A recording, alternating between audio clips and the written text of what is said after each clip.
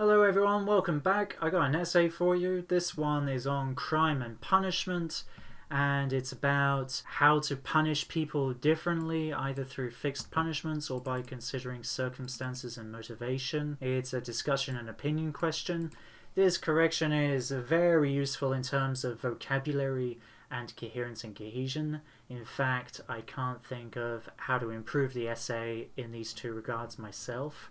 So if you want to learn lots of really great vocabulary on this topic, but could probably be used in other topics as well, or you want to see how an essay can be arranged effectively and for cohesive devices to be used meaningfully and clearly for connecting sentences together, support with arguments, then please stick around and enjoy the video. Some people believe that there should be fixed punishments for each crime. Others, however, argue that the circumstances of an individual crime and the motivation for committing it should always be taken into account when deciding on the punishment.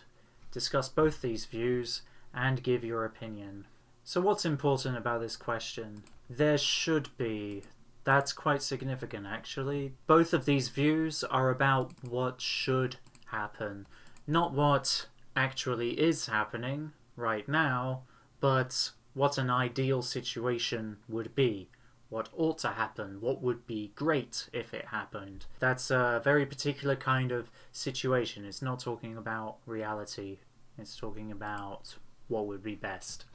Fixed punishments. Yes, this question's about two different ways of punishing people for the crimes that they commit. One of the ways is fixed punishments, and the topic of this essay is about crime, and it's about crime and punishment.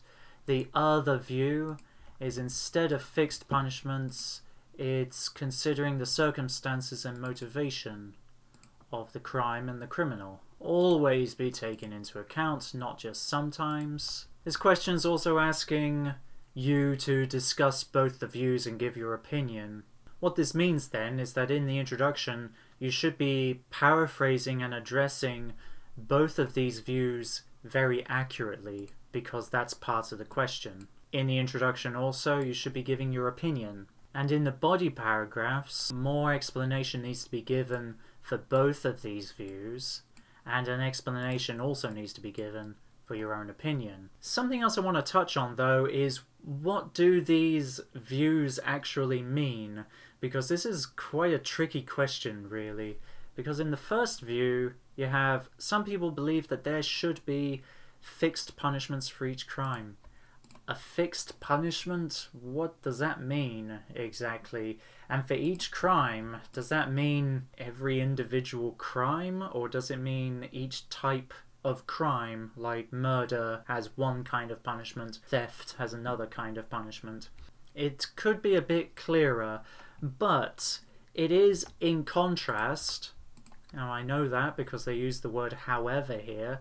So this view's in contrast with the other view, and the other view is about considering the circumstances of each crime and the motivation of the criminal. So what would be the opposite of that then? Well, sure, I'd imagine it would be murder is punished with a 10-year prison sentence, regardless of the circumstances and the motivation. The issue this question is touching on then, I think, is should someone who kills somebody in self-defense be punished in exactly the same way as somebody who kills another person out of boredom? That's how I interpret the question in any case, but if the writer's interpretation is reasonable based on the information we have here, then a different way of approaching it could be permissible. But anyway, let's go through the writing then. So first of all, I'm going to go through the entire essay and correct the vocabulary and grammar errors. That way we can get a general idea of what it is the writer is talking about, and it'll be easier to read through the next time as well. So let's start then. Judges and juries bear great responsibility in correctly convicting criminals. This is a bit of an odd word to use here, really. It's a bit oddly specific. I mean, judges and juries, well, they have a great responsibility for convicting criminals. Of course, they want to convict them correctly. There's no other way of doing it. So it's not really necessary to have this word. It would be better to remove it then, is what I'd say. While many believe there should be a predetermined sentence for each type of crime, I argue that the underlying catalysts for the crime and situation in which it occurred must be considered in choosing an appropriate sentence. Okay, great. I don't see any vocabulary or grammar errors there. On the one hand, it can be argued that a fixed punishment approach will not allow any foul play or unfair sentencing from an incompetent court body. An incompetent court body seems a bit unclear. I think judge would be a lot clearer here. This is because once a person is convicted of a crime, the defense will not be able to manipulate the court to reduce the sentence. For example, Paralympian Oscar Pistorius was convicted of murdering his girlfriend, but because he had the country's best legal representation, he's talking about Oscar's country, or whatever the country that he's in, just one country anyway. So the country's best legal representation, they were able to convince the court to only sentence him to 10 years in prison. There's something a bit off about this sentence though. This pronoun is very unclear, really. They doesn't really clearly connect with anything. We got legal representation, but that's not a plural, and that's not clearly a group of people either. I know that the writer means for it to refer to a group of people, the best legal team, he could say, but it's not so clearly expressed here. So this part should be rewritten, I think. How could we correct it then? Well, we could say he was able to. But because he had the country's best legal representation, he was able to convince the court to only sentence him to 10 years in prison. Yeah, this correction could work, because you could say that he was able to do it through the help of his legal representation. And this grammatically works, it's a lot clearer too. Although incarceration was rightfully imposed, only a decade of jail time does not do justice to the severity of his crimes. Jail time is actually written with separate words. If a fixed sentence approach were used, there would be no negotiations or appeals, and the sentence he received would be longer and thus more accurate. There's a few problems with this sentence. If a fixed sentence approach were used, he's still referring to Oscar. He's still referring to the same person in the past. So what he's doing here is he's trying to consider an unreal, different situation in the past, something that hadn't actually happened. So for that, you need to use the third conditional, or in other words, the unreal past conditional, and that uses the past perfect. So, if a fixed sentence approach had been used, there would have been no negotiations or appeals, and the sentence he would have received would have been longer and thus more accurate. The grammar here is a bit repetitive. I'm sure we can write that in a nicer way. The sentence he would have received would have been longer and thus more accurate. Accurate's not really the word he means to use here. I think just is more what he wants to say. Also, there would have been no negotiations or appeals. Appeals is a bit of a misleading or confusing word to use here. You know, when you use the word appeal in legal context or about crime, for a lot of people that would more refer to appealing the court's decision after the sentence has already been given. Like, for example, someone is sentenced to prison, and so later they appeal that decision, asking the judge, asking the court to reconsider their sentence to hopefully get a more lenient sentence.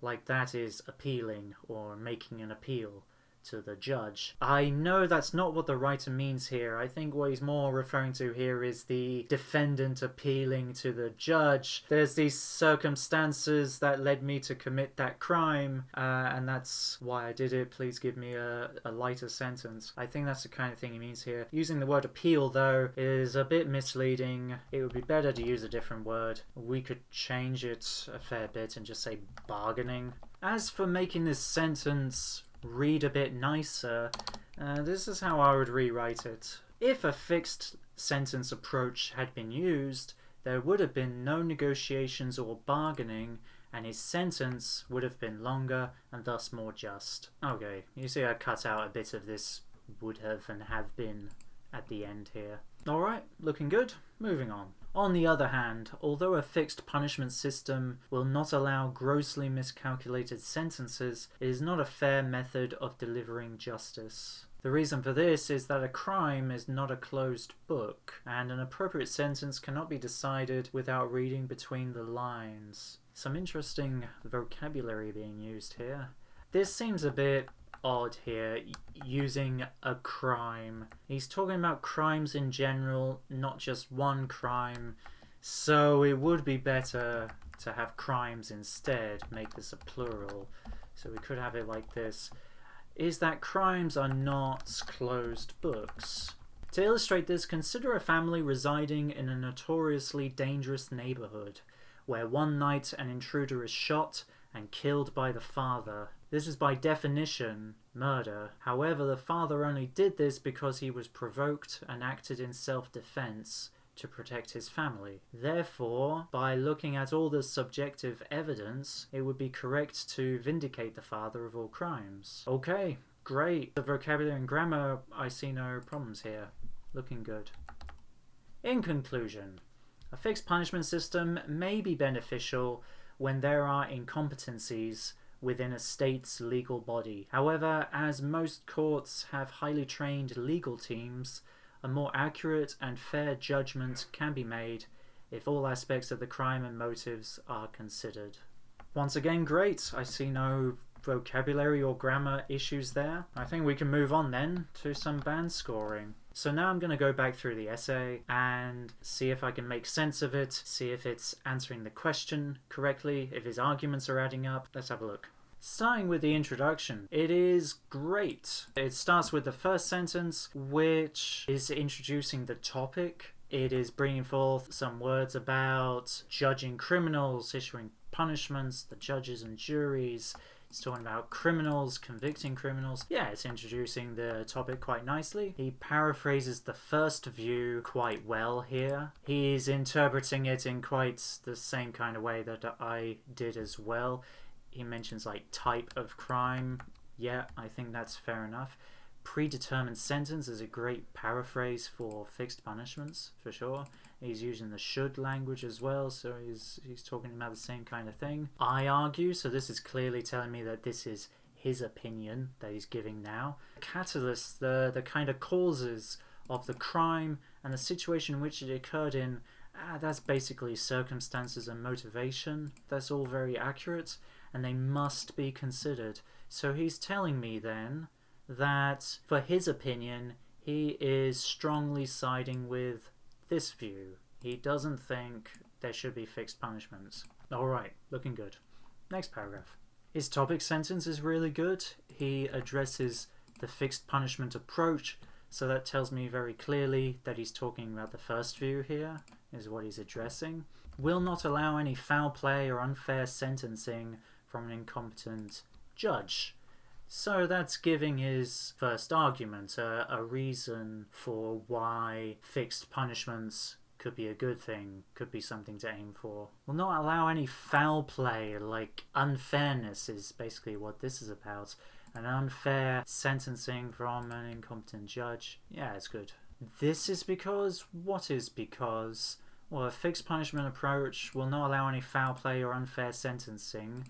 because once a person is convicted of a crime, the defense will not be able to manipulate the court to reduce the sentence. Right, okay, that connects up quite well. It's explaining why he thinks this. Now he's giving an example of Oscar, and in this example he's illustrating his point here very clearly. An example of someone manipulating the court to get a reduced sentence is how he sees it, because Oscar had the best legal representation, and because of that he was able to convince the court to give him only a sentence of 10 years. Now that I see it, actually, this only is a bit misplaced. To only sentence him to 10 years in prison, you know, only is a word which is to kind of express surprise, right? But the surprising thing here is not that he was sentenced to prison. That's kind of expected for murder, right? But the surprising thing ought to be the duration of the sentence, the number of years. So let's put that next to 10 instead. To sentence him to only 10 years in prison. I think I would count this as more of a vocabulary or grammar kind of slip. I think this is what he meant to convey, so it's okay. Yeah, you can see in his next sentence that he's using only correctly here, or in the way that he meant to use it over here, I would say. So I think he is kind of a slip that he made here, really, not really a lack of understanding. In this next sentence he's just kind of clarifying a bit more his point in the previous two sentences. It's just kind of hammering it home, right? Even though the prison sentence was rightly given, only a decade of jail time is not good enough, is not just according to the crimes he committed. Here he's giving a kind of alternative sentence, like, well, what if something else had happened, if a fixed sentence had been given, and what good thing would have come out of that? Because this body paragraph is all about why there should be a fixed punishment approach, right? So if a fixed punishment approach had been used, no negotiations or bargaining, sentence would have been longer, more just. Yeah, okay. Some of the errors in this body paragraph are a little bit confusing and a bit misleading at times. I can pretty much guess what it is that he wanted to say though, and he's just getting the wrong word here and there and this kind of thing. So I don't feel it would be very detrimental to his task achievement band score. The kind of errors I'm talking about are like in this last sentence, the incorrect conditional. You know, in all honesty, I think a lot of native speakers can't really use conditionals correctly either, so it's not too surprising that he made a mistake here. There are some other errors though that are also kind of confusing, like this accurate, whereas instead I think he means just. I'm only guessing here, and that's part of the problem. But yeah, accurate's very unclear really. And apart from that, well, this use of only, it's contrasting with the second use of only. Yeah, it's casting a bit of doubt as to what he meant, but it's not a big deal, I'd say. Looking very good so far anyway. Moving on. This second body paragraph is excellent though. It's like nearly flawless. Second body paragraph flows on from the first one very nicely. He addresses the first body paragraph here. It's a very nice connection. I mean, this discourse marker also does that as well, really helps the flow. And he's giving his first argument for the other side, and you can tell that he's going to go to the other side, you know, why fixed punishment system is not so great, because he uses although here and on the other hand. So a great topic sentence. The reason for this is that. The reason for what? The reason why a fixed punishment system is not a fair method for delivering justice is that crimes are not closed books. An appropriate sentence cannot be decided without reading between the lines. Right, it's not black and white, is kind of what he's saying here. And so it can't be just to judge one type of crime in exactly the same way regardless of the situation. Very easy to follow so far, and now he's going to give an example to help illustrate it more, bring some images, some pictures to mind so that I can more precisely imagine what he means. Examples are great. They really help to make arguments very crystal clear, so it's a great idea to use them for sure. This example is really good as well because he identifies the victim, in a way, as an intruder. It's quite clearly a criminal, but also the person who's invading this family's home. So the example quite clearly tells you then that the father killed him because he was invading his home. He killed him in kind of self-defense. So that already tells you quite a lot about the motivation and the circumstance. But in this sentence, the writer is going into more detail about the motivation. He was provoked, acted in self-defense, protect his family. Very easy to understand, very easy to picture. It's looking great so far. Therefore, so now he's giving a kind of conclusion to his argument, which is a great idea. It's just wrapping it all up. It would be correct to vindicate the father of all crimes.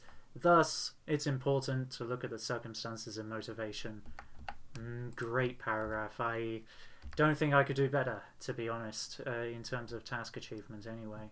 This conclusion is a bit confusing, actually. You know, for a band 7 in task achievement, your opinion or your position on the issue needs to be clear and consistent throughout the essay, if the question is asking for it. This question is asking for it. It's asking for your opinion. It's basically then asking for your position on this issue. Should there be fixed punishments, or should the circumstances and motivation always be considered? In this conclusion, though, his opinion is actually quite difficult to identify. He says here a fixed punishment system may be beneficial when there are incompetencies within a state's legal body.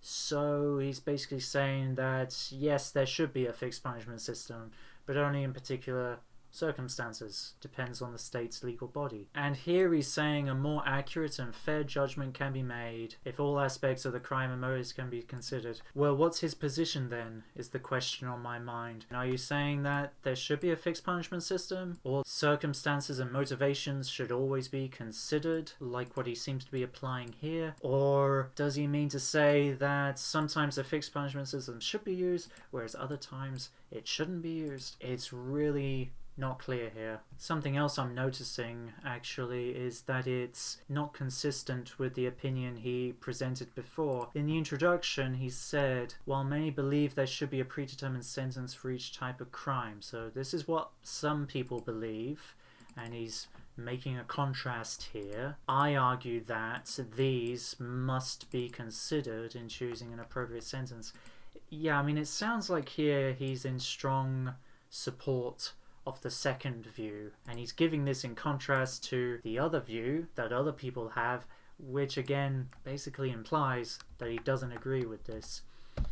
His opinion's not clear is the conclusion I'm drawing here, and if your opinion is not clear throughout the essay, well, it has to be a 6 for task achievement, which is a damn shame because nearly everything else is perfect. I mean, there are some parts that are a little bit unclear, some of the errors in the first body paragraph, but apart from that, it is perfect, really, and very crystal clear. This body paragraph in particular is an excellent example of giving an argument, supporting it clearly with a variety of kinds of support and everything fitting together and answering the question accurately. Really great paragraph there. But for a band 7 or higher in task achievement, your position needs to be clear and consistent throughout the essay, so it has to be a 6.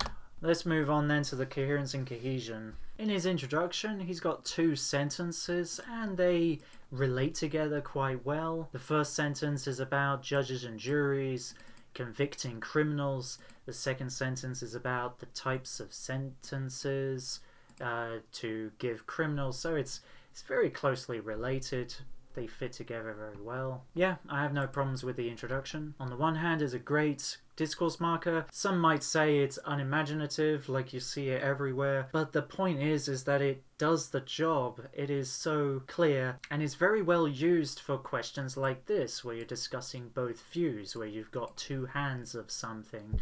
It makes it ever so clear, so it's a great one to use. Like I mentioned before, his topic sentences in both the body paragraphs, I think, are really, really good. They show the reader how this paragraph is going to be answering the question. You know, this is looking at the first view in the question about fixed punishments, and it's also giving the writer's first argument not allowing any foul play. So it's a great, very meaningful, concise topic sentence. This is because, again, like when I was judging the task achievement, this cohesive device really works well.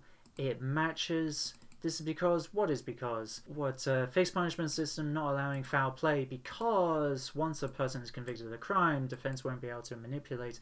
It matches. It works. It's good stuff. Once again, for example, it fits together, it links. Something else that is really good about his coherence and cohesion is that he doesn't overuse discourse markers. He doesn't use them unnecessarily. Like in these last two sentences, he doesn't really use any discourse markers, and they're really not needed. Like if you put some in, by contrast or something here, it wouldn't add to the writing. It wouldn't really make it better or easier to read. It would kind of just clutter it up, and that's not what we want to do. So that's going well so far. On the other hand, great way to continue. Although, I noticed he used although before. It's a little thing, but wherever possible, try to use different words. It will help broaden your range of vocabulary, help you have a variety of cohesive devices. I mean, this is a conjunction, so it's good vocabulary, but it's also basically a cohesive device.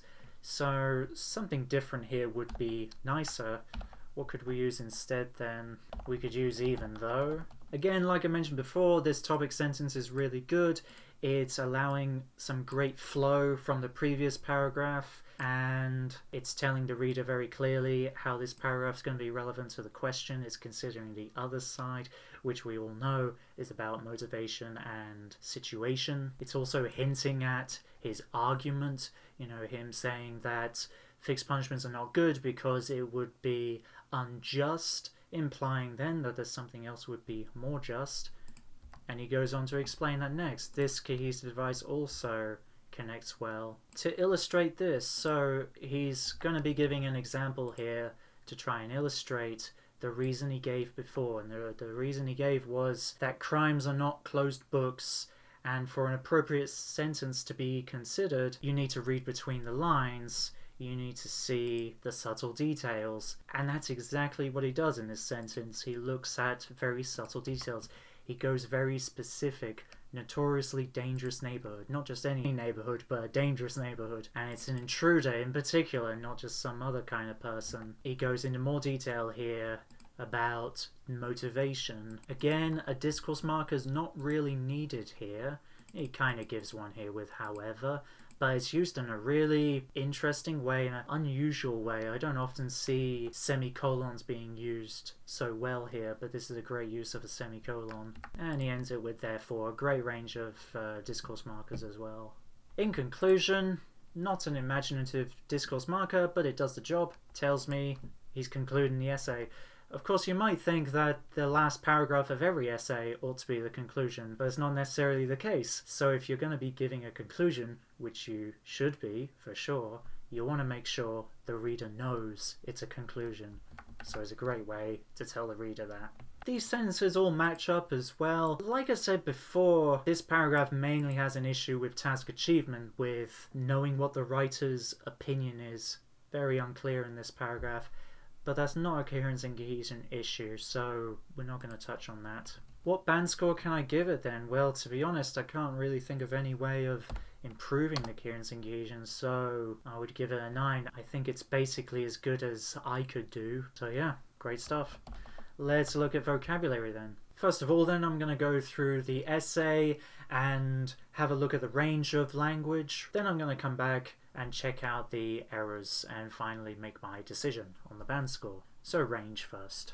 Bear great responsibility is a great collocation. Convicting criminals, great topic language. Predetermined sentence is an excellent paraphrase of the language in the question. Underlying catalysts, really great language. Occur is nice. Appropriate sentence, choose a sentence, nice sort of collocation. Fixed punishment approach is another way of paraphrasing what they say in the question. They say fixed punishments, but this is a different way of using that language, so that's good paraphrasing. Foul play or unfair sentencing, really great language. Incompetent.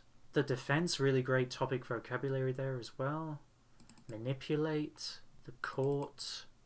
Reduce the sentence, great collocation. Paralympian, awesome. Murder, topic vocabulary. Best legal representation. Convince. Sentence, this is used as a verb. Before he had used it as a noun instead, a predetermined sentence up here. So this is a different way of using the word sentence, which is great. Incarceration, meaning imprisonment, basically.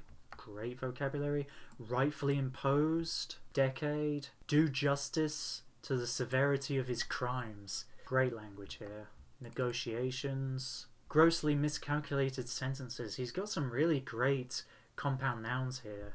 A fair method of delivering justice. Crimes are not closed books. I know this isn't completely accurate, but he basically used this phrase correctly without reading between the lines. Residing in instead of living in. Nice language used correctly. Notoriously dangerous neighborhood. Great compound noun. Intruder. Something is by definition is a nice use of the word definition there. Murder. Provoked. Acted in self-defense is a great phrase, very common, very typical. Subjective evidence, very much topic vocabulary. Vindicate the father of all crimes. Incompetencies, state's legal body, highly trained legal teams, courts, fair judgment, accurate, aspects. Wow. Really great vocabulary. And to be honest, I don't think I could do much better than this myself as well. So yeah, I think a 9 is deserved, at least for the range. How about errors? Are there any errors? Let's have a look. Like I said before, this correctly, I wouldn't really call it an error, it's just kind of odd, a very odd detail to include there. So that would more fall under task achievement. It's the only instance of this kind of problem though, so forget it, it's not worth considering really. Court body, I also found a bit odd, and judge would be easier to understand here. Countries instead of a countries, I would more regard this as a grammar error. Only here is a bit off. Is this a vocabulary issue or a grammar issue though?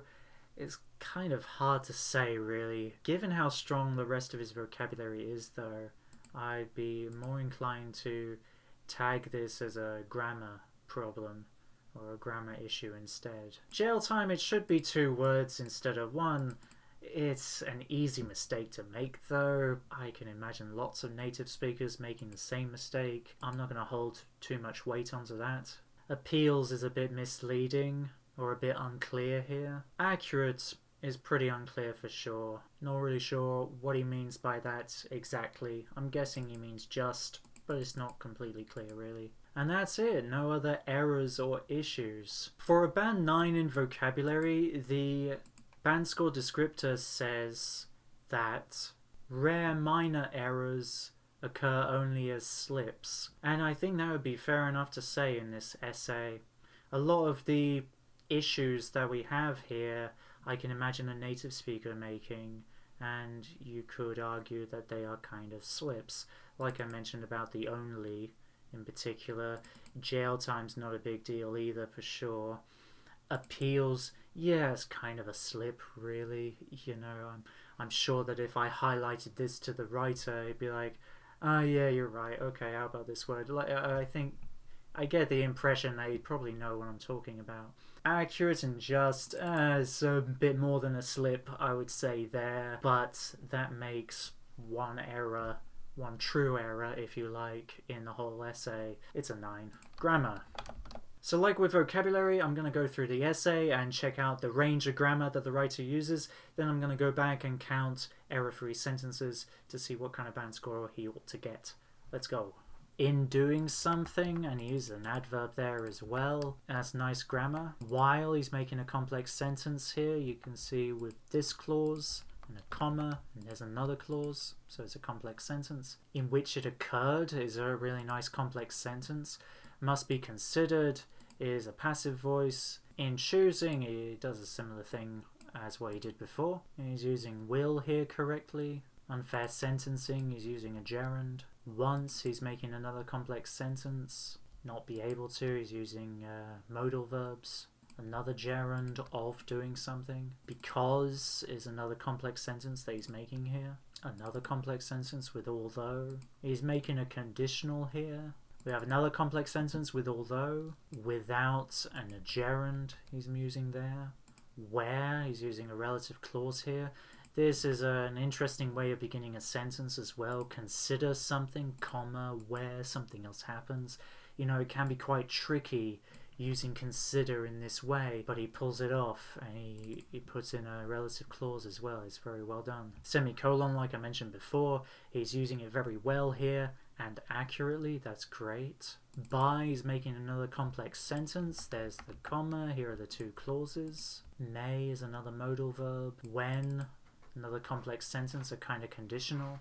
As, he's making another complex sentence. There's one clause, here's the other clause. And this complex sentence also has a conditional. Well, there's a really great range of grammar here for sure. Is it enough for a 9? I think possibly the range and the way he uses grammar here is enough for a 9. If I was being really strict, I would still knock it down to an 8. Like a bit more range I think would help secure a 9 here. But we still need to look for error-free sentences, so let's go back and have a look at that. In the introduction, no errors at all, so that's 2 error-free sentences. This first body paragraph has a few errors. We've got this countries, that's an error, and this is also arguably a grammar error, I would say. He was instead of they were, and the conditional in the last sentence should be in the past. So it's 3 out of 5 sentences are error-free. That's still the majority, so it's going well so far. This body paragraph arguably only has 1 sentence that's got errors in it, this one. So that means 4 out of 5 sentences are error-free. And the conclusion is also error-free. That's certainly the majority of sentences, which is another criterion for Band-Aid in grammar. So it's an 8. In total then, that makes it an 8. So what do I like about this essay? Well, I think it's pretty obvious really. The coherence and cohesion and vocabulary are excellent. The coherence and cohesion is so smooth, like very easy to follow what he wants to say, and his arguments, how they answer the question, and this kind of thing, how all the sentences fit together. Very well done. The vocabulary, there's a great range of language, some very less common vocabulary as well, some idioms. It's not very often that you get to use idioms in Writing Task 2 really, because most of the time they're too informal, but he pulls it off. He does it very well. The other thing I really like about this essay is certainly his second body paragraph. Like, it's a really good paragraph and not much at all that could be improved here. It's really well done. Of course, the main issue with the essay is with the task achievement, with making his opinion clear and consistent throughout the essay. You know, 1/3 of the question is give your opinion, so that's got to be clear, and the reader has to be able to know without any doubt what your opinion is and be very clear on it. And the essay falls short with that for sure, so that's a shame.